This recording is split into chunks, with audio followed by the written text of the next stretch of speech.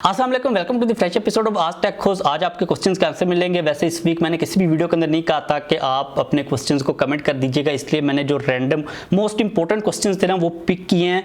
कल मैंने चैनल के ऊपर काफ़ी एक इंटरेस्टिंग स्मार्ट वॉच का रिव्यू अपलोड किया है जो कि जीरो लाइफस्टाइल की तरफ से आती है। काफ़ी कमाल की वॉच है, लाइक इसको मैं पर्सनली तौर पर यूज़ करने वाला हूँ।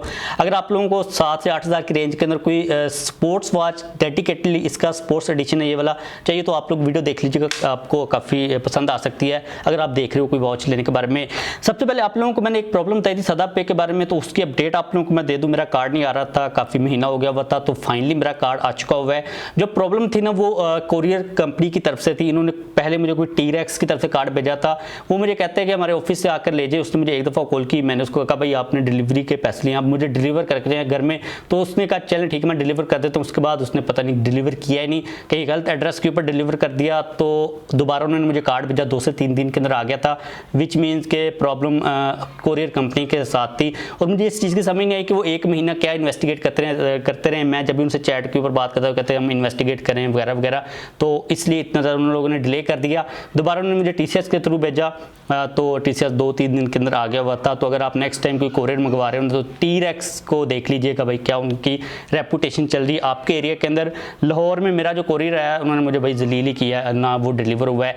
एक और क्विक अपडेट आप लोगों को मैं दे दूँ, Redmi Note 12 के बारे में काफ़ी सारे क्वेश्चन आ रहे थे। कल मैं ऑफिस सेंटर मार्केट के अंदर गया हूँ, मैंने PTA के टैक्स के बारे में भी सारी क्लैरिफिकेशन की है। Redmi Note 12 का जो स्टॉक है ना वो मार्केट के अंदर अवेलेबल है, थर्ड पार्टी जो डीलर्स हैं उनके पास, और वो 80,000 का दे रहे हैं। 80,000 अगर हम लोग प्राइस के ऊपर देखते हैं तो काफ़ी डिसेंट प्राइस बन जाती है।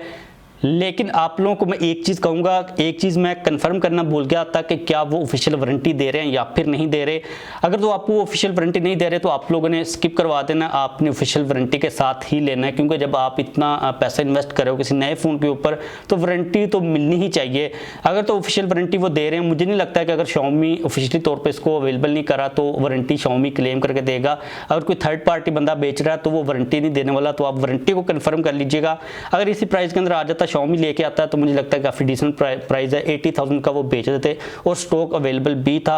ये अपडेट लेटेस्ट चल रही है Xiaomi के एंड से, मुझे नहीं लगता कि अभी तक कोई स्टॉक आया है। जब आएगा तो आप लोगों को मैं डेफिनेटली अपडेट कर दूंगा। इसके बाद राहील का नेक्स्ट क्वेश्चन है कि मोबाइल्स जो बाइक से आते हैं वो रीफर्बिश्ड होते हैं। डेफिनेटली वो रीफर्बिश्ड ही होते हैं, क्योंकि एक 2 से 3 साल पुराना मोबाइल अगर पाकिस्तान के अंदर आ रहा है उसकी कंडीशन काफ़ी ज़्यादा अच्छी है तो वो रीफर्बिश्ड ही होता है। एक मैं ट्रेंड काफ़ी ज़्यादा देख रहा हूँ टिकटॉक के ऊपर, काफ़ी ज़्यादा शॉप्स वाले हैं जो पता नहीं 2010 वाले 12 वाले जर्मनी के स्टॉक लेके आ रहे हैं, पता नहीं कोरिया के कहाँ के, जापान के, काफ़ी वियर्ड से स्मार्टफोन्स है यार। उनके ऊपर आप लोगों ने अपना पैसा ज़ाया नहीं करना। एक तो उसके अंदर ये प्रॉब्लम होती है कि वो इतने ज़्यादा पुराने फ़ोन्स होते हैं कि अगर सॉफ्टवेयर का खुदा न खास्ता कोई मसला आ गया ना तो वो सोल्व कोई भी पाकिस्तान के अंदर करके नहीं देगा। हार्डवेयर का मसला आता है तो वो तो जाहिर सी बात है कि आपको कोई पार्ट तो मिलना नहीं है।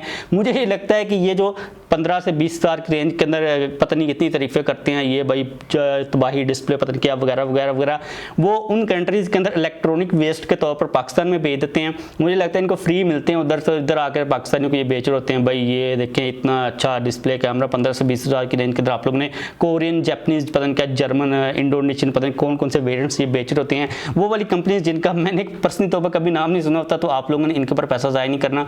आपको अगर कोई मसला आ गया तो वो दुकानदार भी जो बेच रहा है ना वो भी आपकी बात नहीं सुनेगा, दूर दूर तक आपको कोई भी सपोर्ट मिलने वाली नहीं है, तो आप उनको अवॉइड कीजिएगा। अगर आप लोगों ने कोई किट फ़ोन लेना भी है ना तो सैमसंग, LG को ले सकते हो, मोटरोला को भी अवॉइड करने की कोशिश करें काफ़ी हद तक, LG को भी अवॉइड करें। अगर तो काफ़ी अच्छी प्राइस के ऊपर अच्छा फ़ोन मिल रहा है तो आप ले सकते हो। Otherwise Google Pixel, OnePlus, Samsung, इन 3 कंपनीज़ को आप प्रेफर करें।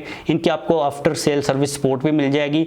इनके अलावा जितनी भी कंपनीज हैं वो आप ज़्यादा अपने आप को रिस्क के ऊपर डाल रहे होते हो, तो इस चीज़ को अपने माइंड के अंदर लाजमी तौर पर रखिए। इसके बाद नेक्स्ट क्वेश्चन पूछा है तबस्सुम अफजाल ने, iPhone 14 Pro Max ये भी मिल रहा है और iPhone 13 Pro Max अनलॉक मिल रहा है सेम प्राइस के ऊपर, कौन सा लूँ बताइएगा पिक में क्वेश्चन। अच्छा यार सिंपल सी बात है, अगर आपने PTA अप्रूव करवाना ना तो फिर आप अनलॉक वाला ले लो, अगर आपने नहीं करवाना तो फिर आप JB वाला ले लो, क्योंकि अगर आप 2 महीने फ्री यूज़ कर भी लोगे ना तो खास फायदा नहीं है। आपका जो फ़ोन है वो बाद में आपने उसको विदाउट PTA यूज़ करना है। अगर तो आपने अप्रूव करवाना तो फिर 13 वाला ऑप्शन, अगर नहीं करवाना तो फिर 14 Pro Max के ऊपर जाइएगा, आपको बेटर डिज़ाइन मिल जाएगा, बेटर उसके उसके अंदर आप लोगों को फिर सारे फीचर्स मिलेंगे और लेटेस्ट मॉडल है, आपको सपोर्ट भी सॉफ्टवेयर की ज़्यादा देर तक मिलेगी। सबसे इंपॉर्टेंट बात यह है कि फ्रंट के ऊपर आपको लेटेस्ट डिज़ाइन मिलेगा। अगर आपने प्रूव नहीं करवाना तो 14 के ऊपर, अगर आपने प्रूव करवाना है बाद में फ्यूचर में तो आप फिर 13 के ऊपर चले जाइएगा, सिंपल सी बात है। फादर अली ने पूछा है भाई नॉन पीटीए के साथ सिम चलाने के लिए बेस्ट ऑप्शन क्या है, जैज़ डिजिट या नोकिया, कॉलिंग हॉटस्पॉट और बैटरी अच्छी होनी चाहिए। अच्छा यार, नोकिया का आपने मेंशन नहीं किया कौन सा फ़ोन आप कह रहे हो, ताकि बंदा उसको कंपेयर कर सके। जैज़ डिजिट 4G काफ़ी डिसेंटली परफॉर्म करता है, बैटरी छोटी होती है तो उसका मसला आता है थोड़ा बहुत। इसके अलावा क्योंकि वो एक बजट वाला फ़ोन है तो उसकी जो कनेक्टिविटी होती है उसके अंदर भी प्रॉब्लम आती रहती है, क्योंकि उसके अंदर वो वाले तो एंटीनाज नहीं लगे होते जो कि फ्लैगशिप फ़ोन के अंदर लगे होते हैं। तो आप गुजारे के लिए जैज़ डिजिट 4G को ले सकते हो।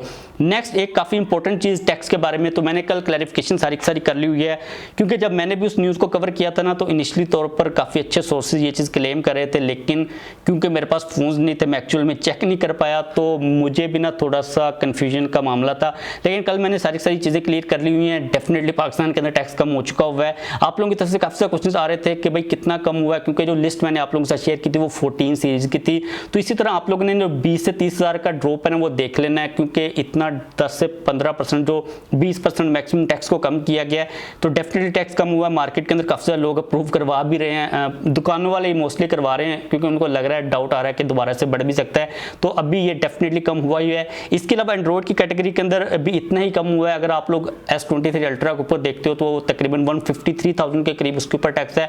तो एंड्रॉइड की कैटेगरी के अंदर भी 10 से 15 से 20 इतना ही कम हुआ है। और अब आप लोगों ने ये चीज़ देखनी कि क्या आप लोगों ने अप्रूव करवाना है अपने फ़ोन को या फिर नहीं करवाना, लेकिन ये चीज़ तो कंफर्म हो चुकी है कि टैक्स डेफिनेटली कम कर दिया गया। अब इसके अंदर किसी किस्म का कोई भी डाउट नहीं रहा। इसके बाद बात करें आज के लास्ट क्वेश्चन की, जो कि आ रहा है अजायब ओपी की तरफ से। भाई जब पीटीए रजिस्टर करने की कोशिश करते हैं तो बोला जाता है IMEI already exist in our system, अब ये कैसे सॉल्व होगा? अच्छा, ये प्रॉब्लम मेरे साथ भी हो चुकी है, आपके साथ तो अभी आपको ये कह रहे हैं ना कि IMEI ऑलरेडी मतलब रजिस्टर है। मेरे साथ ये सीन हुआ कि मेरे घर में एक नोकिया वाला पुराना फ़ोन पड़ा हुआ था, वो अप्रूव था, वो पहले से ही अप्रूव था।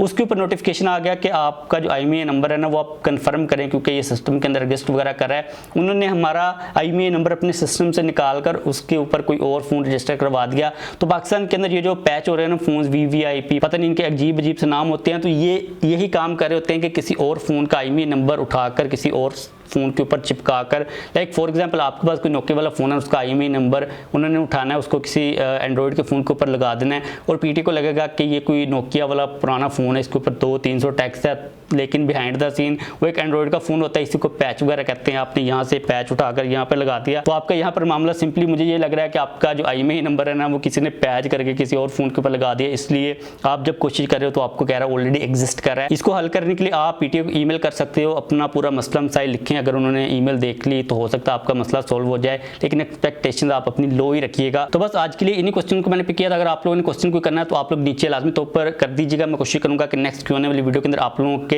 जो क्वेश्चन आएंगे इस वीडियो के नीचे उनके जवाब दे दूं। लाइक कर दीजिएगा, चैनल को भी सब्सक्राइब कर लीजिएगा।